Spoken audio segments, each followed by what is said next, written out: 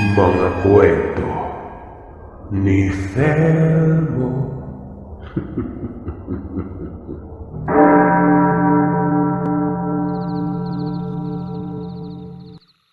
May mga bagay talaga sa mundong hindi natin kayang paniwalaan. Kumbaga nga, kasabihan ng nakakarami, to see is to believe. Maniniwala lamang tayo kapag tayo na mismo ang makasaksi ng mga bagay na tanging sa kwento at pelikula lamang natin naririnig at napapanood. Gaya na lamang ng kwentong ibabahagi ko sa channel na ito.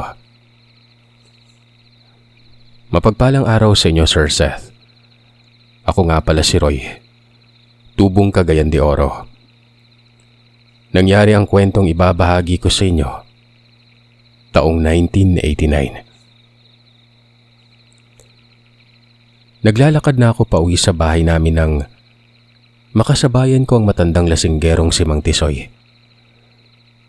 Malayo pa lang ay namumula ng mukha nito na akala may tumaas ang alta presyon. Malaki ang pagkakangisi nito habang nakatingin sa akin at tinatawag ang pangalan ko. "Oy! Saan ka galing, Roy? Mukhang napapalaban ka na naman yata sa trabaho ah." Masayang wika sa akin ng matanda na may bitbit na galona at sa palagay ko ay tuba ang laman. "O nga po, Mang Tisoy. Alam niyo na ho, kailangan magsipag sa pagtatrabaho. Nag-aaral pa yung dalawang kapatid ko. Kayo ho, mukhang napalaban na naman kayo sa inuman ah." "Sos, para wala namang bago sa akin. Alam mo namang palagi akong napapalaban sa alak. Yun na lang kasi ang tanging sandalan ko para kalimutan ang masalimuot na nangyari sa nakaraan." "Naku naman, titirahin niyo yung laman loob mo, Mang Tisoy. Mamaya niyan, magulat na lang kami na sinira na ng alak ang laman loob ng katawan mo." Ngumisi lamang ang matanda. At habang nakatanaw sa malayo, blanko ang mga mata nito. "Aba, teka lang. Napakasipag mo talagang bata. Abay, biruin buwan ang huminto ka sa pag-aaral para lang maipagpatuloy yung mga kapatid mo sa pag-aaral nila." "Kailangan ho eh. Mga babae yung dalawa kong kapatid. Mas kailangan nila makapagtapos sa pag-aaral dahil kung hindi sila magtatapos, ano na lang magiging trabaho nila, di ba? Tiyak ako mabigat na trabaho at mababang sahod pang babagsakan nila kapag hindi sila nakapagtapos."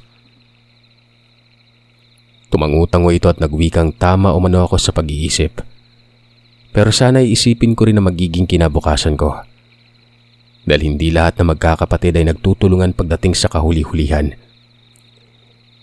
Sinabi niya pa sa akin na tingnan ko na lamang umano ang kapitbahay namin si Mang Erning. Minsan na raw itong nakakwentuhan niya tungkol sa buhay-buhay noon. Anya, gaya ko ay hindi rin nakapagtapos si Mang Erning. Huminto kasi ito sa pag-aaral para lamang matustusan ang pag-aaral ng mga kapatid. Pero noong makapagtapos na umano ang mga kapatid ni Mang Erning at maganda ng trabaho, aba, kinalimutan na raw si Mang Erning ng mga kapatid niya. Umangat lang sa buhay ang mga ito. Akala mo kung sino na ako makapanglait kay Mang Erning. Kung hindi naman dahil dito ay hindi naman makapagtapos ang mga kapatid nito. Dahil mga dakilang lasinggero ang ama't hugador ang ina. "Mang Tisoy, hindi naman po siguro ganon. Mabait naman yung mga kapatid ko at malalahanin. Kaya tiyak ako hindi sila tutulad sa mga kapatid ni Mang Erning." "Abay, dapat lang. Dapat itatak nila sa isipan kung sino ang nagsakripisyong huminto sa pag-aaral para magtrabaho. Nang sa ganun ay makapagtapos sila. Iba riyan ako. Nakahawak lang na malaking halaga. Nag-iba na ang ugali. Daig pa yung langaw na nakatungtong sa kalabaw." Anya pa ng matanda. At naihinuha kong parang lasing yata ito. Dahil bukod sa medyo sumusuray-suray na ako maglakad, panay pa ang pagsinok na akala mo'y masusuka. "Nga pala, iho. Mag-iingat ka dyan sa palaging dinadaanan mong liblib ha. Lalo na doon sa palayang pinagtatrabahuhan mo." "Mag-iingat? Bakit naman po?" Nakailang beses mo nang suminok si Mang Tisoy bago siya nagsabing nitong nakaraang gabi lang. Galing siya umano sa inuman nang magawi ito sa liblib na daanang palagi kong dinadaanan kapag pumupunta ako sa palayan. Nang may makita siyang lalaking nakasalampak sa gilid ng daanan nun. Nung una, ang buong akala niya, lasing lamang ang lalaking yon gaya niya. Kaya naman hindi niya yon pinansin. Sa halip ay dire-diretso lamang siyang naglalakad at dadaanan niya na sana ang lalaki. Nang sa bigla niyang narinig ang mayat-mayang paghagikik nito na para bang kinikiliti umano ng anumang masamang nilalang. Nung matapat na siya sa lalaki, ay sinipat-sipat niya pa ito dahil sa may kadiliman ng kinapwestuhan niya. Dahil hindi yun naabot ng sinag ng buwan sa kalangitan. Ilang segundo pang lumipas, ay gayon na lamang ang gulat niya nang biglang lumingon sa kanya ang lalaki at nakita niyang may bahid ng dugo ang bibig at pisngi nito. Pero ang mas nakakapanghilakbot pa umano ay noong makita niyang may nginangat ang laman loob ng hayop ang lalaki. May mga balahibo pa nga ang bibig nito at sa palagay niya ay balahibo yun ng bangkay ng hayop na nasa harapan niya.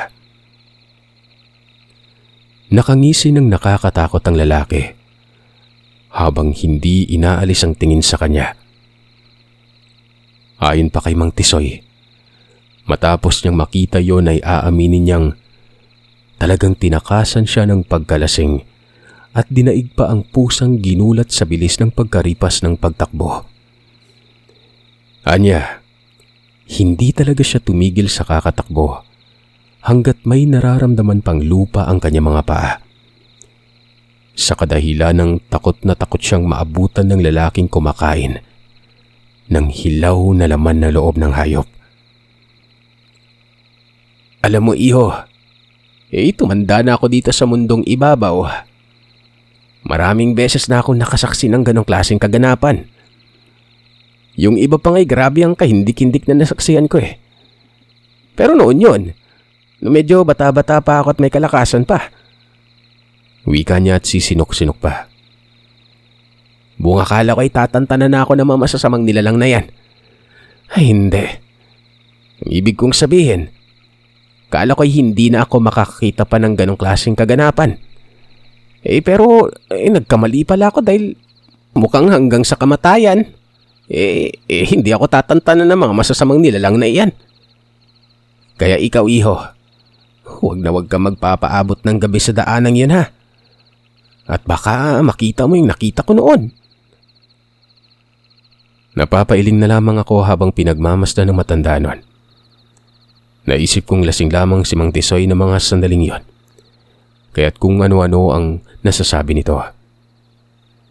Isa pa, bantog na dakilang sinungaling ang matanda.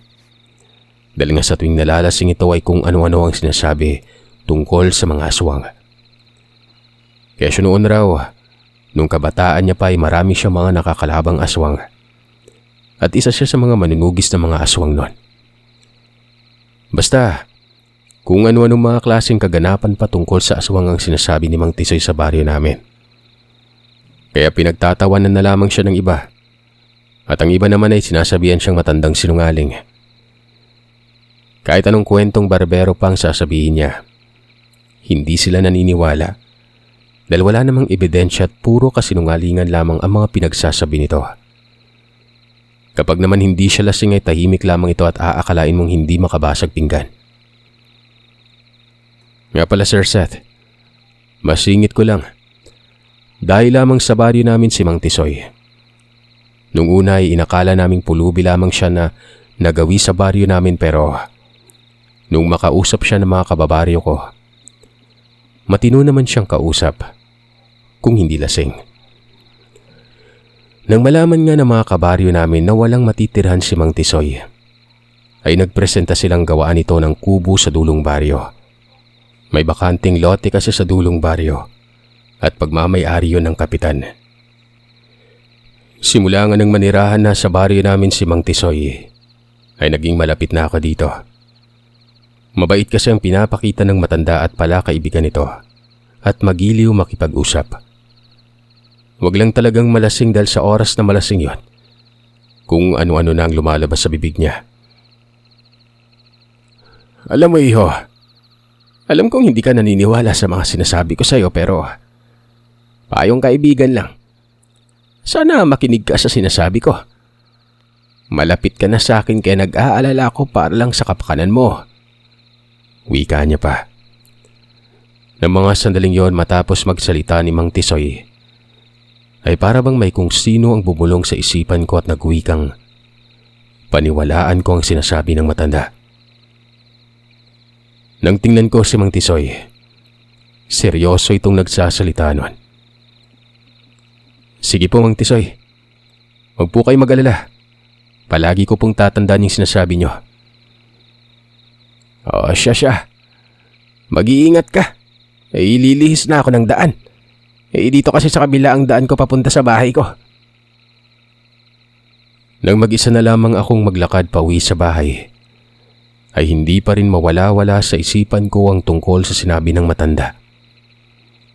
Hindi ko alam kung bakit Sir Sat pero parang may kung anong klase ang pumukaw sa kasuluk-sulukan ng isipan ko at bigla akong nagka-interes na ikinuwento sa akin ni Mang Tisoy.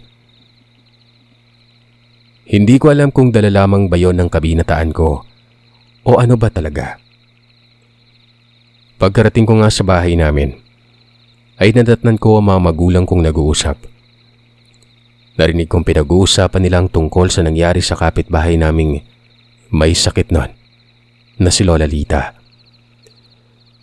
Sinabi pa ng aking inang kaawa-awa raw ang nangyari kay Lola Lita. Dahil bukod sa halos hindi na ito makahinga, dahil sa hika nun, inaaswang pa raw ito kagabi. Kaya pala may narinig ako mga kalabugan sa bubungan ng bahay nila kagabi. Inaaswang na pala siya. Dapat ginising mo ako nung nakarinig ka ng kalabugan eh. Baka mamaya niyan maisipan pa ng aswang na yun na puntirihin yung bahay natin. Alam mo namang may apo tayong sanggol dito eh. Saad pa ng aking ama. Hindi na kita ginising. Alam ko namang pagod na pagod ka sa trabaho kaya hindi na kita dinistorbo pa. Tsaka hindi ko naman alam na aswang na pala yon. Ano bang malay ko? Kahit na. Dapat kapag may mga ganyang bagay, ginigising mo ako. Bumuntong hininga naman ang aking ina bago sumagot nun. Oo na. Huwag ka na mag-alala pa. Hayaan mo't sa susunod, kaluskos palang gigising na kita kaagad, ha?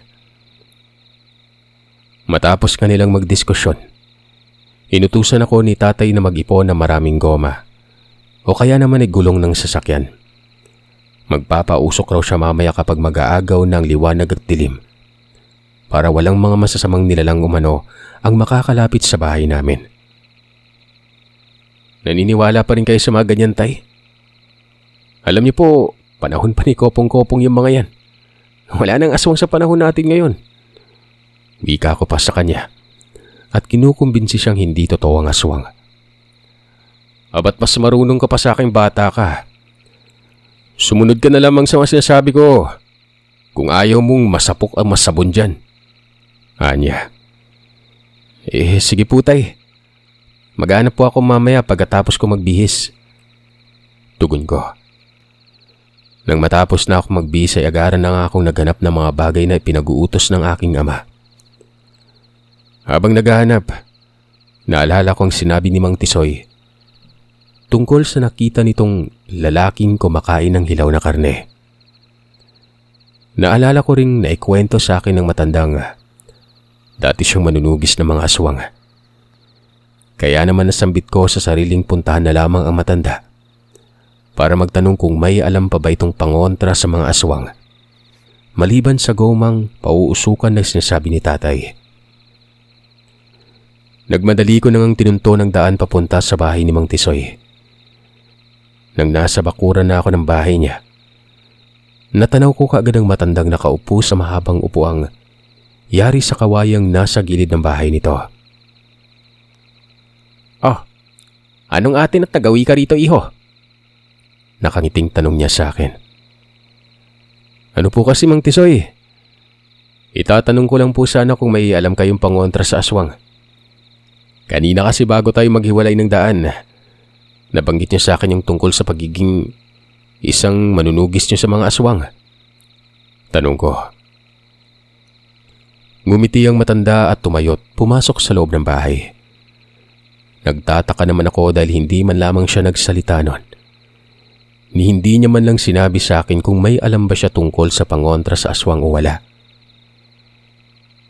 Maya-maya pa, pagkapanik niya sa pintuan, ay narinig ko siyang nagsalita ng, "Ano pa yung tinatunga-tunga mo dyan? Pumasok ka na rito sa loob ng bahay dahil ibibigay ko sa iyo yung kailangan mo."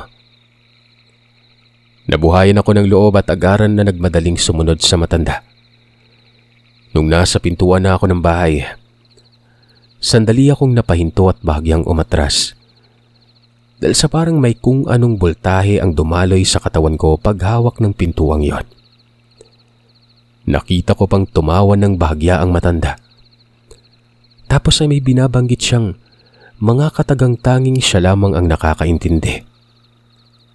Umihip ito sa kawalan, bago ako sinabihang tumuloy na sa pagpasok.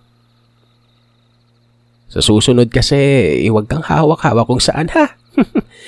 Baka mamaya niya hindi mo alam na iba na pala ang nahawakan mo. Magsasalita na sana ako pero naudlot yon. Nang tumambad sa harapan ko ang mga kagamitan sa loob ng bahay ng matanda. Ang buong akala ko kasi ay walang masyadong kagamitan ng matanda sa loob ng bahay. Pero noong makapasok na kami, ay nakita kong maraming mga antik na kagamitan sa loob ng bahay na yon. May mga nakita rin ako mga boteng sa tingin ko ay may mga lamang langis at iba't ibang klaseng ugat ng halamang gamot. May mga dahon rin sa lamesa at iba't ibang klase ng mga kagamitan na parang gamit yun ng isang manggagamot. May paghanga akong tiningnan ng matanda at tinanong kung may mga gamit siya sa albularyo. Di ba nga sinabi ko sa yung isa ako sa mga manunugis na mga aswang noon? Paulit-ulit kong ikinikwento sa iyo yung tungkol sa mga nangyari sa akin noon pero hindi ka naman naniniwala. Wika niya, sabay abot sa akin ng buntot pagi. Sinabi niya sa aking takot sa buntot ng pagi ang mga aswang. Kapag may nararamdaman umano kaming kakaiba sa bahay kinagabihan, huwag kaming mag-alinlangang gamitin ang buntot ng pagi. Dahil isa yon sa mga nakamamatay sa aswang. Kung kaya naman ay kinatatakutan yon. Sige po. Maraming salamat po dito, Mang Tisoy. Wika ko matapos kunin ang inabot niyang buntot ng pagi. Teka iho, sandali. Ito, kunin mo itong bote ng langis. Sabihin mo sa inang mo na ilagay niya ito sa altar ng bahay niyo. Nang sa ganun ay hindi mapasok ang bahay ninyo ng aswang na kung sakaling gustong bumiktima dyan sa pamangkin mong sanggol. Wika sa akin ng matanda. Tumango ako at muling nagpasalamat sa matanda nun. Naglakad na muli siya palabas ng bahay at sinabihan akong umuwi na dahil magdidilim na. Sa pagdaan ng ilang minutong paglalakad ko pauwi ng bahay, may nakasalubong akong lalaki. May katandaan na yon na sa palagay ko ay mga nasa edad 50 mahigit na. Habang naglalakad siya papalapit sa akin, ay napansin kong kakaiba ang mga titig na ipinukol niya.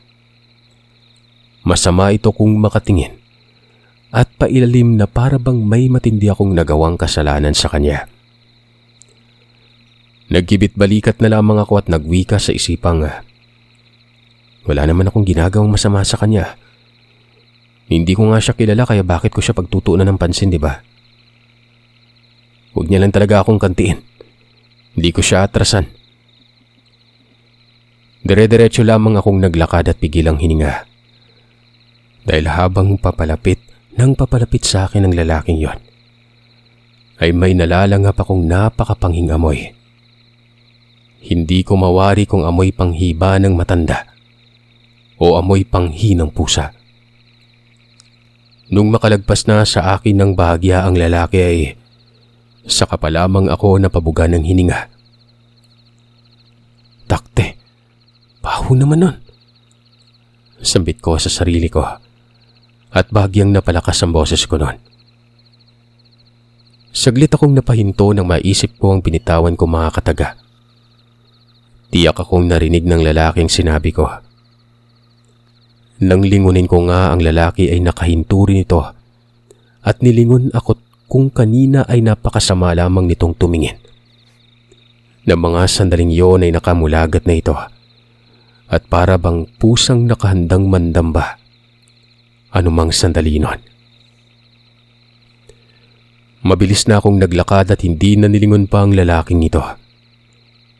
Ewan ko ba, pero ng mga oras na yun ay grabe talaga ang pagkabog ng dibdib ko na para bang may mga dagang naghahabulan nun. Halos lakad takbo na ang ginagawa ko. Tumigil lamang ako noong nakarating na ako sa bakuran ng bahay namin. Oh, saan ka galing? Inabot ka ng takip silim? Pinahanap ka lang ng mga goma, anong petsa ka na o nakauwi ah? Wika pa ng aking ama nang nakasalubong niya ako sa may bakuran. Sinabi ko sa kanya kung saan ako galing at ipinakita ko rin sa kanya ang mga pangontrang binigay sa akin ni Mang Tisoy. Alam mo tay, tingin ko totoo talaga yung mga sinasabi ni Mang Tisoy.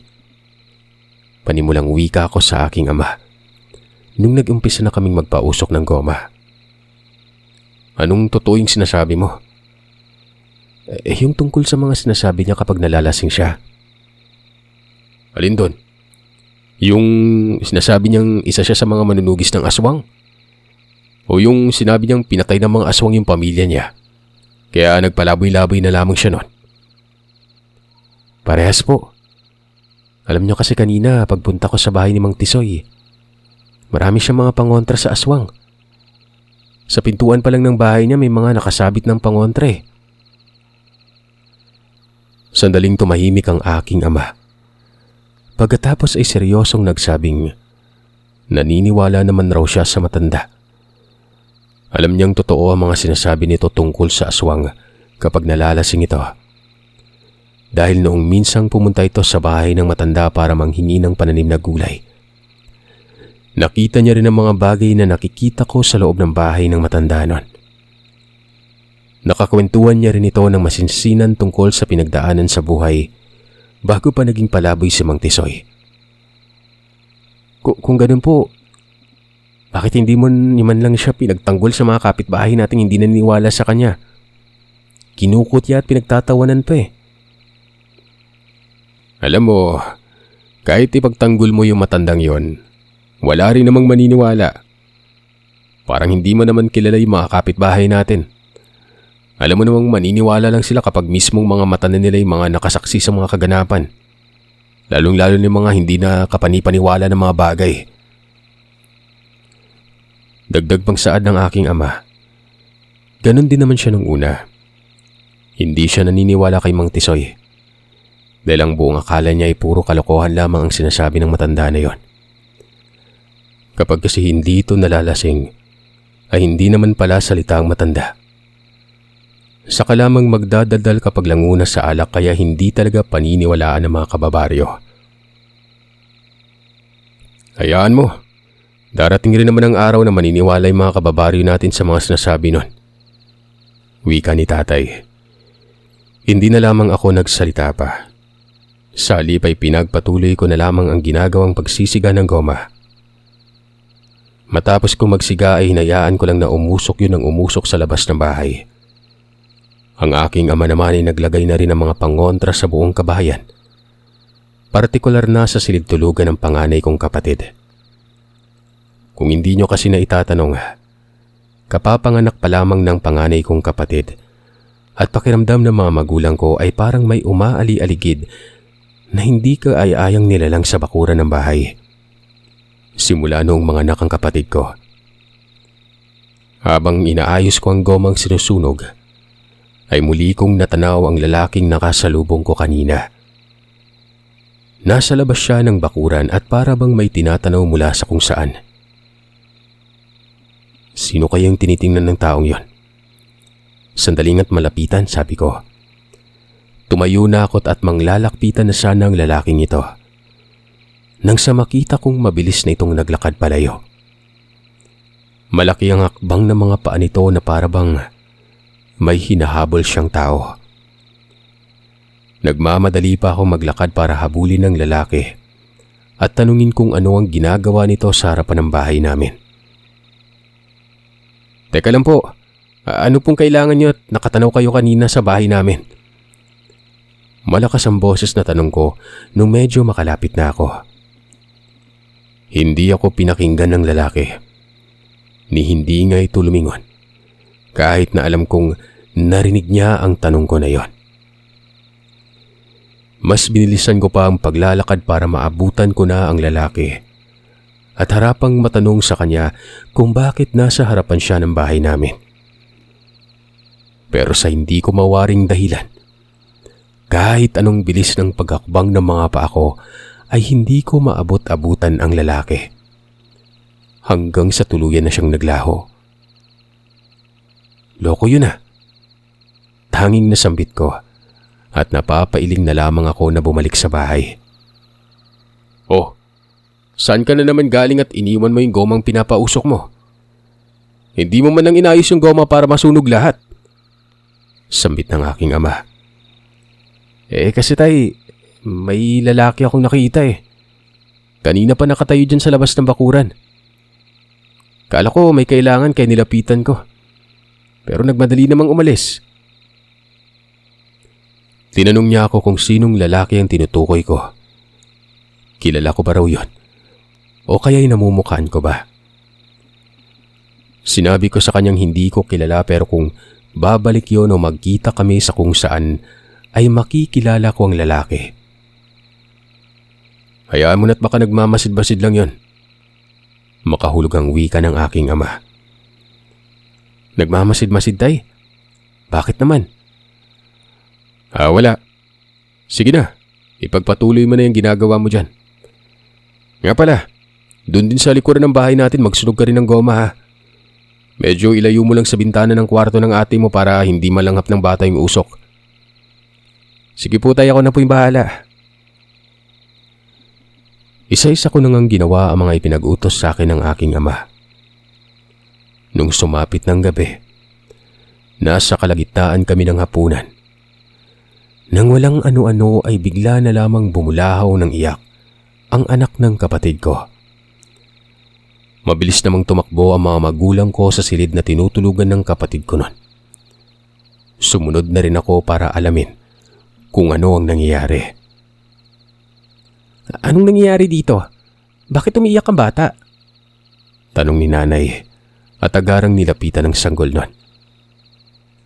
Nay, may kung anong nakita dyan sa gilid ng bubungan.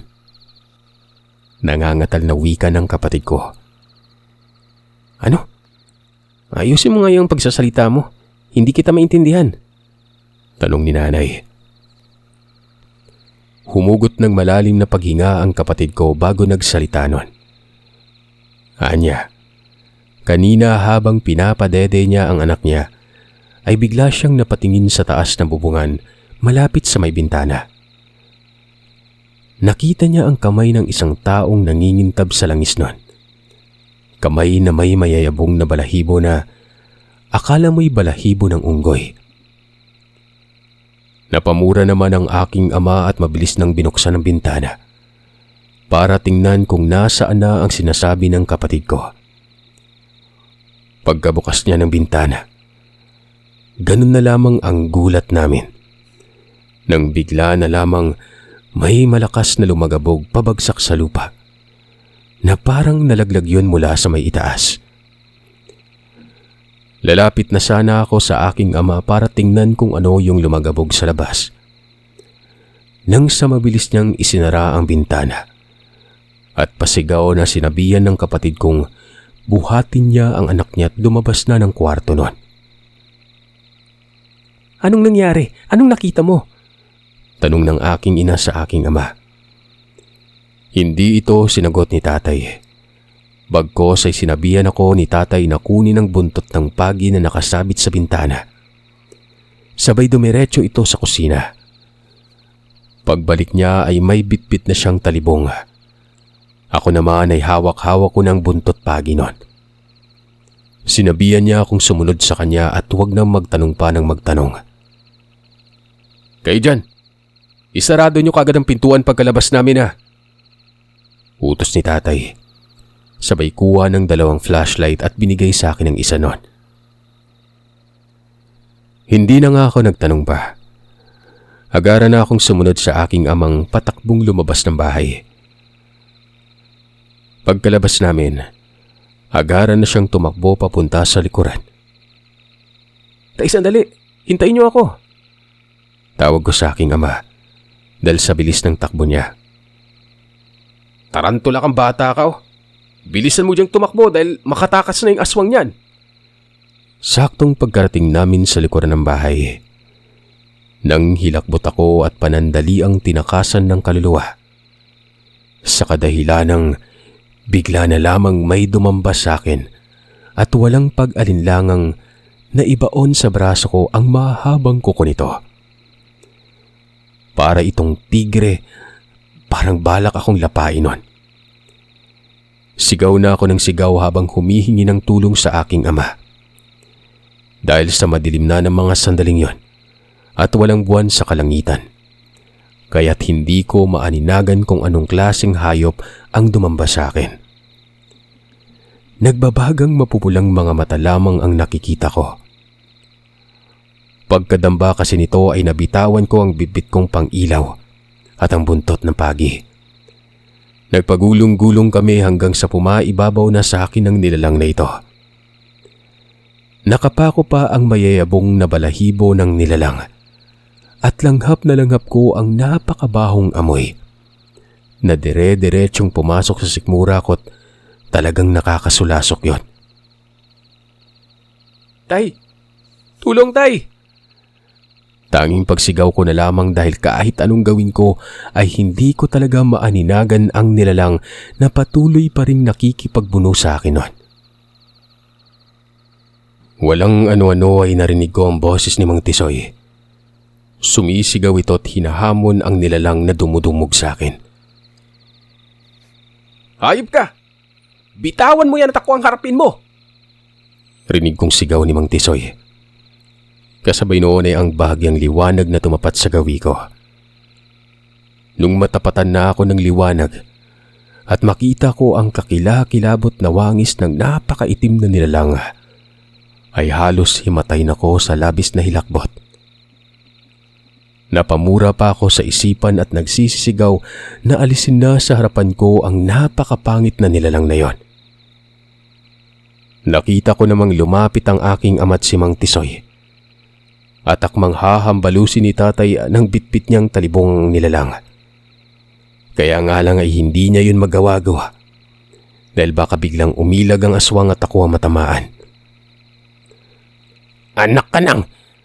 Pagmumurang sigaw ni Mang Tisoy at buong tapang na hinawakan sa buhok ang nilalang at walang pag-aalinlangang hinatak palayo. "Umalis ka dyan! Anak ng tipaklong ka!" Sigaw ng aking ama. Nang makalis na sa harapan ko ang nilalang ay walang tigil na pinagtatagayo ni tatay. Habang si Mang Tisoy naman ay maya't maya ang pagbaon sa tigiliran ng aswang ng bitbit niyang kutsilyong yari sa tanso. Halos walang pagsidlan ang pag-atungal ng nilalang habang patuloy pa rin itong nakikipagbuno. Noong mabitiwan ni Mang Tisoy ang nilalang ay mabilis yung kumaripas ng takbo. Nakita kong hinabol ni Mang Tisoy ito at sa bilis ng kinikilos ng matanda ay hindi ko na yun nasundan pa. Samantalang si tatay naman ay tinulungan ako makabangon. "Anak ka ng tipaklong talaga, oo. Akalain mo ba namang napuntirya ka ng aswang?" Wika ng aking ama at inalalayan niya ako pabalik sa bahay. "Teka lang po tay, si Mang Tisoy po. Baka mapano siya." "May tiwala ako kay Mang Tisoy. Parang kayang-kaya niya yung aswang na yun eh. Di ba nga dati siyang manunugis ng aswang kaya alam niya na kung ano yung kanaan nun." Pagpasok namin sa loob ng bahay, ay doon ko pa lamang malinaw na nakikitang marami na palang dugo ang umagos mula sa sugat ko. Kagad na kumuha si nanay ng malinis na damit at maligamgam na tubig. Pagkatapos ay nilinis niya ang sugat ko noon. Nag-aalala pa siyang nagtanong kung nakagat ba raw ako ng aswang. Sinabi ko naman sa kanyang hindi. Makaraan lamang ang ilang sandali ay bumalik na si Mang Tisoy. May bahid na dugo ang patalim na hawak-hawak niya. Naghugas siya ng kamay at pagkatapos ay siya na ang tumapos sa panggagamot sa akin. Habang nililinis niya ang sugat, ay tinanong siya ni tatay kung ano ang nangyari. Napatay niya umano ang nilalang. Ayon pa sa kanya ay nung nakaraan niya pa minamanmanan ng nilalang na yon. Yun rin ang aswang na nakita niya sa liblib na daan. Kung may dalang panlaban umano siya noon sa aswang, di sana'y noon niya pa ito napatay. Kaya lang, alak lang ang bitbit niya at lasing pa siya ng mga oras na yon. Kaya wala siyang laban doon. Masyadong mapaninlang ang aswang. Kaya nilang mag-anyong bata, binata, matanda. Kaya kayo kung hindi nyo kilala yung isang tao, huwag kayong masyadong magtiwala kaagad ha. Dahil nagmamanman ang mga yan taong bibiktimahin nila. Wika pa nito. Matapos niya akong gamutin ay nalaman rin namin na dati pala siyang antingerong nanunugis ng aswang. Simula nung malaman ng mga kababaryo ang nangyari sa akin at sa pamilya ko, ay doon pa lamang silang naniniwala sa matanda. Marami na rin ang humihingi kay Timang Tisoy ng mga pangontra sa aswang nun. Siya na rin ang takbuhan kapag may hindi kaaya-ayang kababalaghang nangyayari sa baryo.